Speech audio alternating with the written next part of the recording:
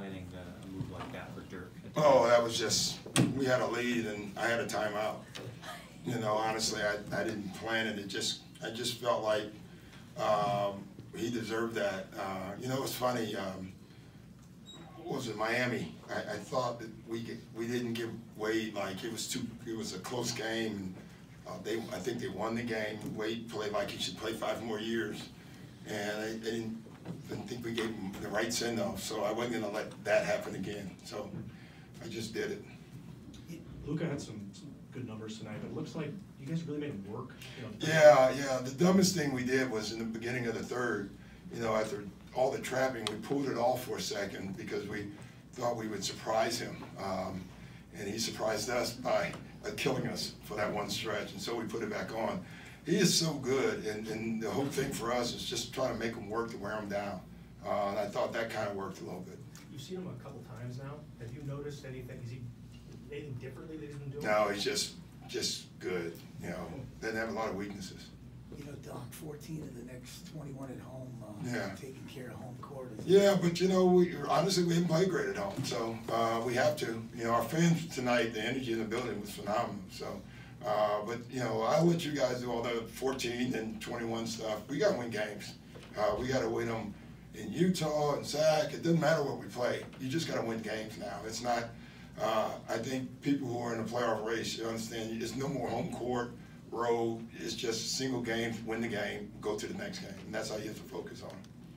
Trez was obviously phenomenal tonight with 32. Do you see him just as a bench player? Is he going to come and start at any point later in the season? I kind of like where he's at. You know, it's great to have that and Lou coming off the bench. So, and honestly, when he starts, he goes up against the bigger bigs, and it wears him down. So he could start, but I like him coming off the bench. Was there something you liked about the matchup with Trez and their bigs tonight? Yeah, I just thought his ability to roll. You know, we ran a lot of stuff with Lou and Trez involved as we do, and you know, we talked about it. If either they're going to trap, and you know, and Trez is going to go. If they're not, and Lou's going to go. So we just put Trez in pretty good spots today. But you know, he's such a great finisher. He has great hands. I mean, a couple of those passes were not great, and he grabbed them anyway. So that's all Trez. Doc, Trez obviously has great energy and had great energy all year. I mean, can you pick it up a notch? Can you see him with that energy? If he can, he's superhuman. I mean, he just plays so hard. So I just like what he's doing. You know, again though, like you know, we run the play for Lou, and Trez scores from that. But we don't necessarily. I think today we actually did call one post play for Trez, but that's a rarity that we most games we don't go. We go through the game and we never call one Trez play, and yet he ends up with what he does because he's always in the right spot. The third has been a bit of an issue for you guys this season. It started off on a 12-2 run, then you guys kind of bounced back, withstood that. What did you see in like the second half of the third to kind of weather that? Yeah, I don't know. I mean, it is what it is right now, but we got to get better at it because we came out to me, I thought flat again at the beginning of the third. You know, it's like guys are trying to ease into the game, and you know, so we're just gonna keep talking about it. All right. Speaking of, you know, talk about Trez's energy, with Patrick played 39 minutes, almost a near triple-double, and the defensive that he did on Luka. He has been everything you can ask for as a player, as a teammate.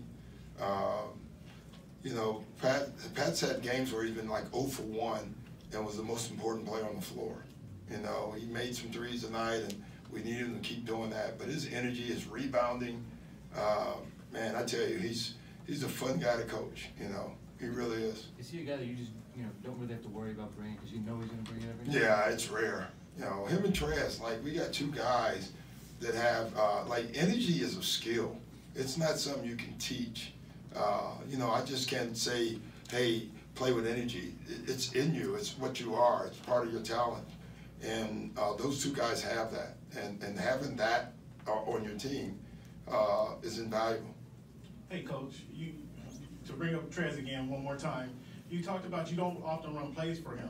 Does that make when he scores big points like tonight, does that make it more impressive that he's able to score with? Yeah, you know, because the play is, you know, he's involved in the play, and he's an option in it.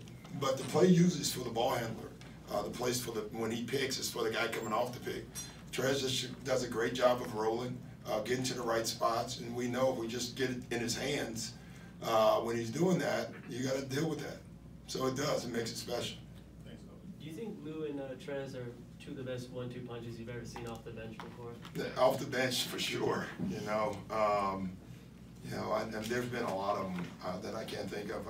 Usually you just try to think of the Celtics, because Red Auerbach, always had somebody, from John Havlicek to Kevin McHale, but then he had to have someone else. I don't know who the other guy was, but this is a heck of a combination. Did you guys take so many threes today by design, or was it just? It was there, yeah. And we want to shoot threes, but what we try to believe in shooting open threes, not forced threes. And I think our guys do a pretty good job. That's why we're a high percentage team, because they take the right threes for the most part. One guy that we haven't talked about, Jermichael, he's been phenomenal for us. He really has. Defensively, with his shot, with his rebounding, he adds toughness to our team. He's been absolutely wonderful.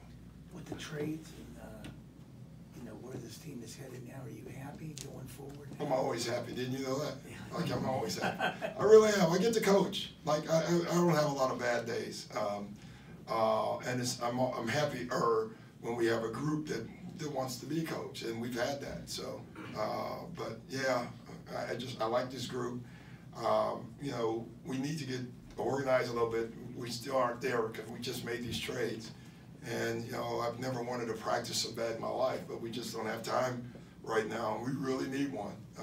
So we just got to try to win games until we can get one. It seems like everybody's buying into your system. Well, they just buy in. It's a good group, and they buy in and they play together and they like each other. I got a quick one about Luka. Is it unusual to have a player of his age, 19, 20, to come in and to be able to perform at that level? I mean, can you remember back to when you came into the league, or Yeah, I played just like that.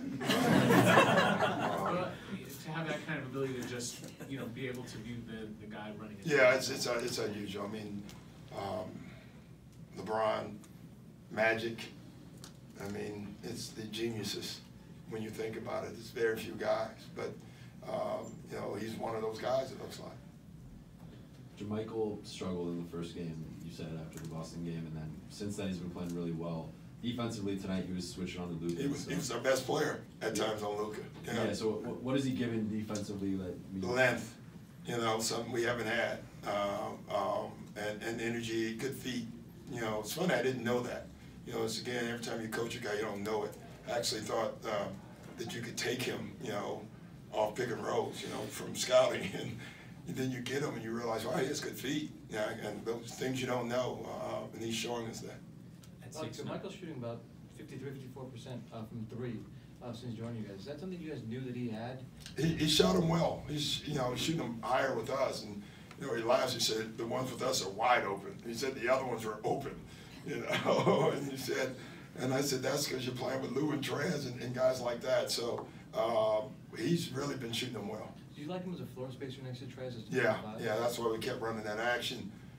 Made them choose, either take Trez, take Jermichael, and every time they took Trez, Jermichael was making threes, so it's a good, now we've added the third guy into that group. When Avery's here, obviously you like to stick him on the opposing team's best player. Yeah. Is there a guy like that now? Is Jermichael that guy? Well, there's no guy like Avery. I mean, Avery's a top 3 defender at his position, so, but Jermichael can do it at times, at his size, that helps. Pat is just an irritant, you're gonna have to deal with Pat. Like, I don't think you come into a game if Pat's on the other team and you're not thinking, I'm going to have to deal with this dude tonight. That's just Pat. And then Garrett, he's underrated. He defended well tonight as well. So, we do have guys, but, we don't have just that, we don't have Deion Sanders, For you older, younger people, Deion Sanders was a football player and a defensive back. He was the best of all time. Doug, when you talk about coming out flat, how do you sort of work on that and fix that? I don't know.